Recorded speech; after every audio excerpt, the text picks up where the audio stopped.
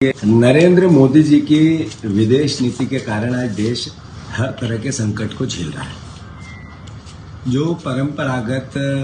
भारत की गुटनिरपेक्ष नीति थी, जिससे भारत के हितों का ध्यान रखा जाता था,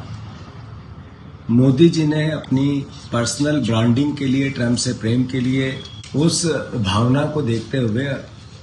देश के आम जन को संकट में डाल दिया। और सबसे बड़ी बात तो तब हुई तब नरेंद्र मोदी जी ने देश को संबोधित किया, संसद में बात की और कहा कि जैसा कोविड को लेकर देश ने एकजुटता बताई, ऐसे अब आने वाले संकट को लेकर भी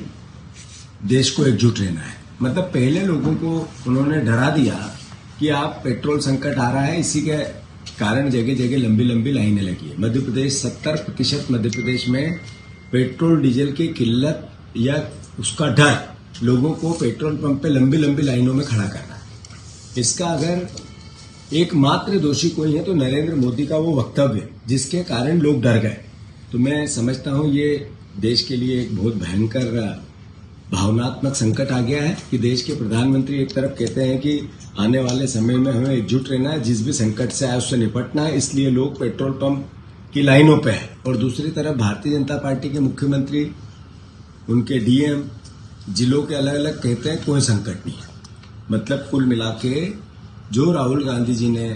देश के सामने शंका जाहिर की थी कि नरेंद्र मोदी के रहते अब ये संकट नहीं टल सकता है, और वही हो रहा है। तो मैं मानता हूं इस पूरी परिस्थिति में कांग्रेस पार्टी का दायित्व सकारात्मक देश के साथ खड़ा रहने का है, देश की जनता के साथ खड़ा रहने का है, और किसी भी परिस्थिति में हम आम जनता को कैसे सहयोग कर सकें, देश के लिए कैसे काम कर सकें, इसके लिए कांग्रेस जनों को प्रयास करने का समय है। सर प्रशासन कह रहा है कि जो अफवाह फैला रहे हैं उन पर हम कार्रवाई